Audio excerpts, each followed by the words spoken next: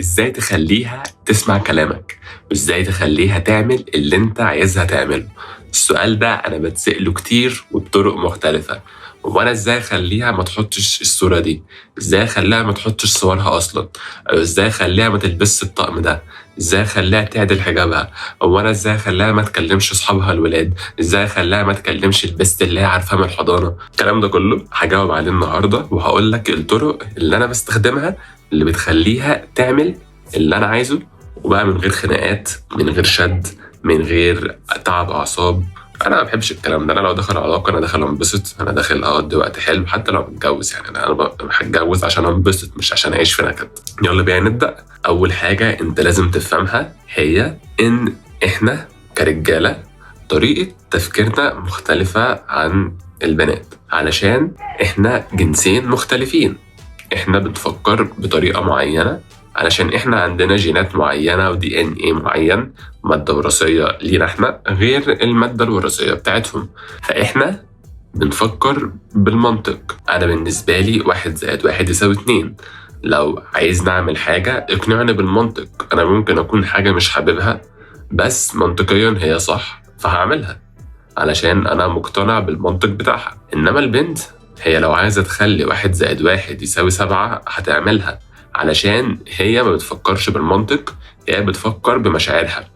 المشاعر سايقاهم اكتر مننا. احنا بالنسبة لنا المنطق اللي سايقنا اكتر. دايما حتى الراجل اللي مشاعره بتبقى مسيطرة عليه واللي بيتعصب على كل حاجة واللي تلاقيه دايما كده ما تفهمش هو ماله، بيلقح بالكلام وبيرمي وبيتقمص من اقل كلمة، اول حاجة بتيجي في دماغك ان الراجل ده منسون، علشان المشاعر بتبقى صفة أنثوية أكتر من عندنا. احنا كرجالة احنا بنفكر بالمنطق. فما ينفعش لما تكون عايز بنت تعمل حاجة تروح تقنعها بالمنطق، كأنك رايح تكلم واحد صيني عربي مش هيفهم كلمة من اللي انت بتقول. هو شايفك عمال تلعب قدامه أكنك بلياتشو، عمال تحرق في أعصابك وتقنعها وتقول لها على فكرة ده غلط، على فكرة ده ما ينفعش، هو انت ليه بتسمعيش كلامي، أصل أنا الراجل وأنا ليا قوامة، والكلام الكبير ده كله. هي مش شايفاه ومش فاهماه ومش مستوعبة أصلا انت بتعمل ايه، علشان انت بتكلم حد بلغة غير اللي هو بيفهمها. انت لازم تخليها تعمل اللي انت عايزه عن طريق انك تكلم اللغة بتاعتها بمعنى أصح. إنما اللي أنا عايزك تعمله هو إن أنت تمشي الدنيا أكنها مسرحية. المسرحية دي فيها عرايس ما بيبانوا على المسرح إن هما بيتحركوا من نفسهم، لكن الحقيقة إن في حد ورا المسرح هو اللي ماسك الخيوط كلها وهو اللي بيحركهم في المكان اللي هو عايزه. تعال نحط مثال. دلوقتي أنت عارف بنت وهي ما بتكلمش ولد خالص، ما بتكلمش إلا أنت. ايا كان نوع علاقتكم ايه، الكلام ده هينطبق لو انتم مرتبطين كده او لو انتم مخطوبين او لو انتم متجوزين. يعني ما تعرفش ولاد خالص وفجأة لقيت في يوم وليلة ان هي بتكلم حد، او لقيت ان هي على الاكونت بتاعها بقى عندها 10 ولاد جداد انت ما تعرفهمش، او فجأة اصحابها الولاد كتروا. هتتعامل ازاي في الموقف ده؟ الطريقة الكلاسيكية ان انا هروح اقول لها ايه ده يا هانم ازاي تعملي كده، ونتخانق ونشد مع بعض شويه، وهي هتحاول تبرر زي اخر فيديو نزلته بتاع الخيانه. تقعد تقول لك ده صاحبي من الشغل، اصل انا عارفاه من قبل ما اعرفك، اصل احنا كبناتنا بنخونش انتوا اللي بتخونوا، لو انت مش واثق فيها ما تكملش معايا، وهتقلب الترابيزه عليك وهتطلعك انت اللي غلطان. او انت ممكن تتعصب اكتر واكتر، وخليك فاكر ان اي عصبيه انت بتعملها هتقل منك في الاخر، لان انت لما هتبقى بتتعصب كده وبتحاول تكلمها انت مش بتسيبها، هو انت بتحاول تقنعها ان اللي هي عملته ده غلط، وهي اصلا عارفه ان هو غلط لان هي عاقله وكبيره. لو ده حتى لو هي مش كبيره، ده لو هي عندها 15 سنه هتبقى عارفه ان هي ما ينفعش تكلم رجال عليك. فكون ان هي بتعمل كده هي مش محتاجه ان انت تعاتبها، هي مش محتاجه ان انت تحاول تقنعها، هي مش محتاجه ان انت تحاول تبرر لها بالمنطق ان اللي هي عملته ده غلط، عشان ده اللي احنا بنعمله. وللأسف اللي انت بتعمله ده هيجيب نتيجة عكسية، لأن في الأول وفي الآخر ده نوع من الاختبارات.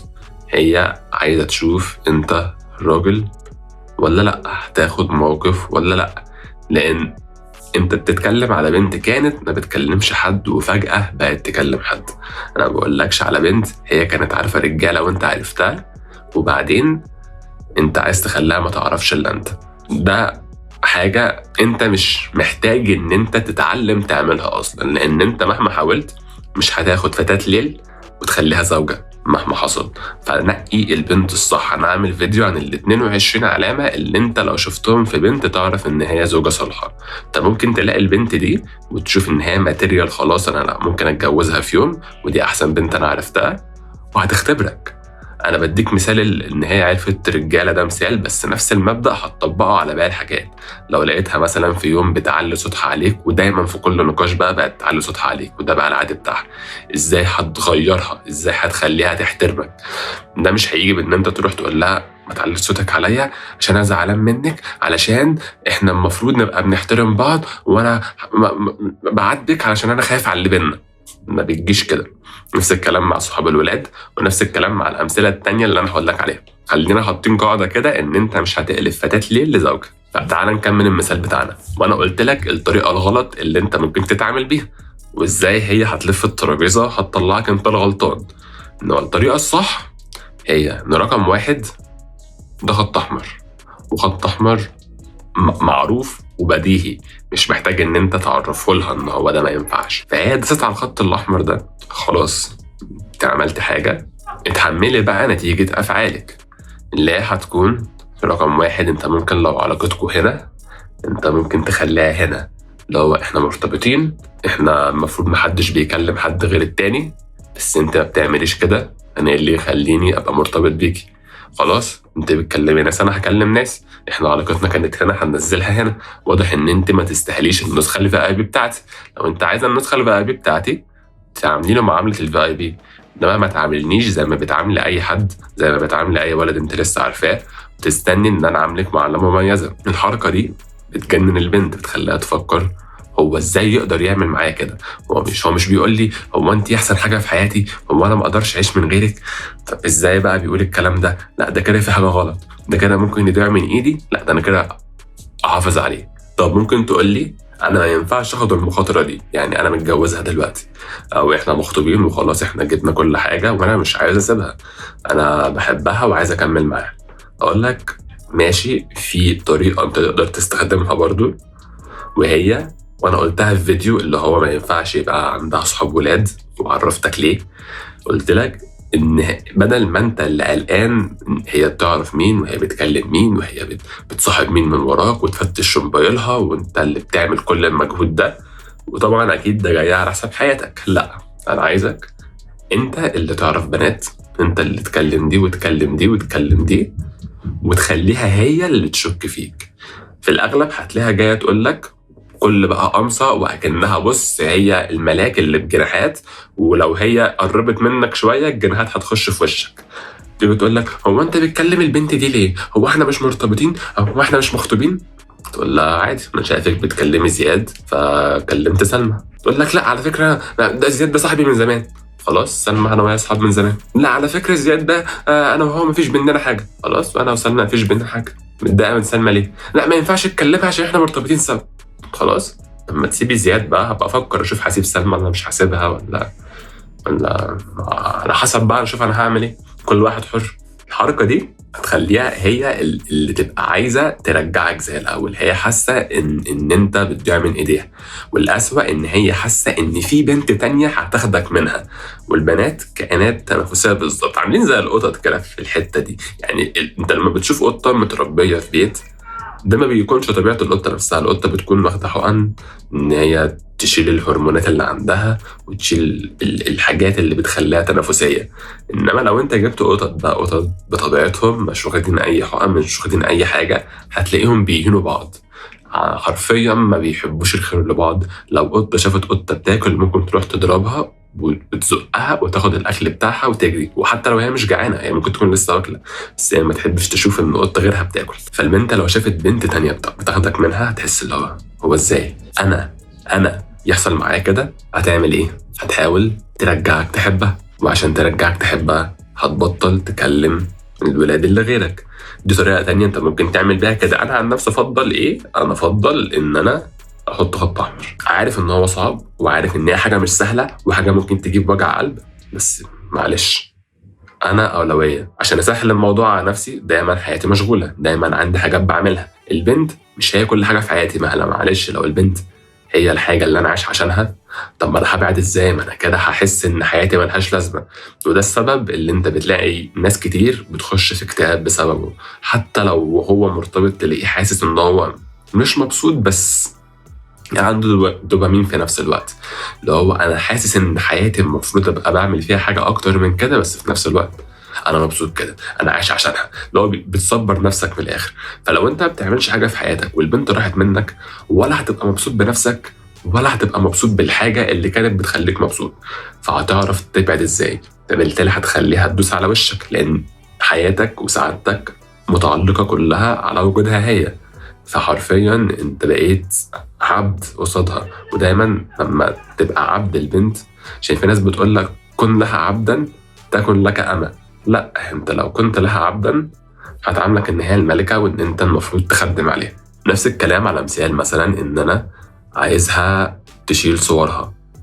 اول حاجة برضو انت لازم تكون عارف بنت ما كانتش بتحط صور الاول وفجأة بقت تحط صور. ما تاخدليش بنت عمالة تحط صورها وتقول انا هغيرها. لا، الزوجة الصالحة أو البنت الصالحة بالنسبة لك نقيها من الأول. البنات كتير، مفيش يعني الكوكب فيه 7 مليار واحد، مصر فيها 100 مليون، 50 مليون بنت. قول منهم 10 مليون في السن اللي انت عايزه بالشكل اللي انت عايزه. يا عم قول 5 مليون بالشكل بالظبط اللي انت عايزه. عايز تقنعني ان مفيش بنت منهم هتكون فيها الصفات اللي انت عايزها؟ اكيد في. انت بس محتاج ما تكسلش وتنزل وتدور وتتعامل وتتعلم اللي انا بعلمه لك هنا، وتعرف دي وتعرف دي وتعرف دي وتعرف دي، وتنقي البنت الاحسن ليك. انما معلش ما تقوليش ان انا لازم اغير دي. لا، انت ما تغيرش حد. انت عمرك ما هتعرف تغير بنت، عمرك ما هتعرف تقنعها بالمنطق. انما احنا بنعمل ايه؟ احنا بنغير مودها، احنا بنغير مشاعرها. لما قلت لك اعرف بنات عليها، احنا عملنا ايه؟ احنا غيرنا مشاعرها. بدل ما هي كانت حاسه بمشاعر ملل من ناحيتك، بدل ما كانت حاسه بمشاعر ان انت مضمون وان هي مهما تعمل انت هتفضل موجود، علشان هي عارفه ان انت بتحبها وما تقدرش تعيش من غيرها، فبالتالي بقت راكبه العلاقه وعايشه براحتها. لا، انت بتغير مشاعرها، بتخليها تحس بقلق، تخليها تحس بخوف، تخليها تحس بمنافسه، تخليها تحس بغيره. المشاعر دي اللي هترجعها تحبك من تاني، هي اللي هترجعها تحترمك من تاني. او ممكن تحسسها ان انت فجأة مش مضمون، ان هي افعالها ليها عواقب، ان انت حياتك فيها حاجات اهم منها، وان انت حياتك مش هتقف عليها. كل اللي احنا بنعمله ان احنا بنحط نفسنا اولويه وبنغير مشاعرها. انما انا مش هروح اقول لها ما تكلميش ولاد او تشيلي صورتك عشان ان انت تحط صورتك حرام وانا بغير عليكي وما بحبش حد يبص عليكي ومش عارف ايه. انت بتقنعها بالمنطق، هي مش هتفهم المنطق، هي بتفهم مشاعر وبس. انا لو بكلم بنت ما بتحطش صور خالص وفجاه نزلت صوره بشعرها، انت اللي بتعملي ده خلاص. انا كنت عارفك على حاجه ما عملت، اتغيرت فيها، ده مش مناسب ليا، خلاص انا هشوف غيرك. ده مش قسوه، ده مش تلاعب، ده مش حاجه وحشه، ده اسمه حدود. حدود في التعامل. انا ما بحبش اتناقش، ما بحبش ابرر، ما بحبش اعاتب. لا، انت عارفه الصح فين والغلط فين. انت عملتي غلطه اتحمليها. ممكن اول مره مثلا في حاجه صغيره زي حوار الصور ده ممكن اعرفها انت خط احمر، الكلام ده ما ينفعنيش. مش هقول لها ليه المفروض ما تعملهوش، هقول لها الكلام ده ما ينفعنيش. شالت الصوره والدنيا بقت كويسه، نرجع زي الاول. ما شالتهاش وقعدت تقول لي لا على فكره ده اللي انا هعمله، براحتك، ده اختيارك وده نتيجته. بس الموضوع ابسط من كده. نفس الكلام مثلا لو انت عارف بنت محجبه وفجاه بقت تخرج شعرها من الطرح، انت مش محتاج تقعد تقنعها ان هو حرام عشان هي عارفه ان هو حرام. مش محتاج تقعد تقنعها ان الكلام ده غلط عشان هي عارفه ان هو غلط. كان عرف انا عارفك كذا، انا خدتك على كذا، ده اللي انا مستني منك، فبالنسبه لي ده خط احمر. هتعدي الخط الاحمر انا مش هكون موجود. هتحترم نفسها، جميل، قدرتك. ما قدرتكش تقول لها والنبي قدريني؟ لا، تبعد.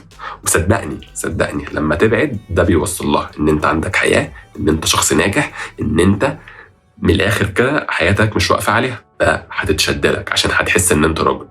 يعني في الاغلب الحاجات دي كلها بتبقى اختبارات، هي بس عايزه تشوف هو انت هتقدر تتحمل المسؤوليه ولا لا. هو انت لما الحياه تبقى صعبه عليك هتعيط وهتبقى كيوت وهتبقى مش عارف تعمل ايه ومش عارف تاخد القرار الصح، ولا هتعرف تتصرف وتتعامل؟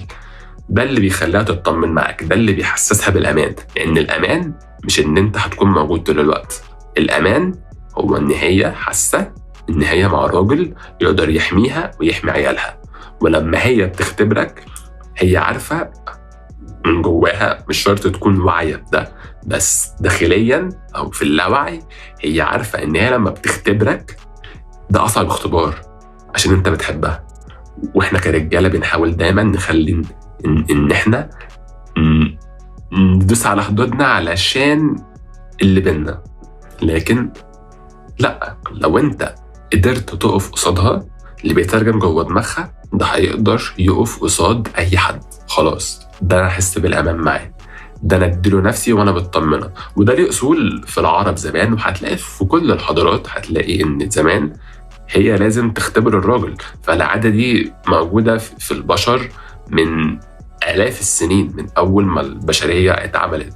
فمش هتلاقي البنت واعية بيها أصلا، هي ممكن ما تكونش عارفة هي بتعمل إيه، هي أصلا ما تكونش فاهمة نفسها، بس أنت فاهم علشان أنت تتفرج عليا وأنا معرفك اللي أنا عارفه كله.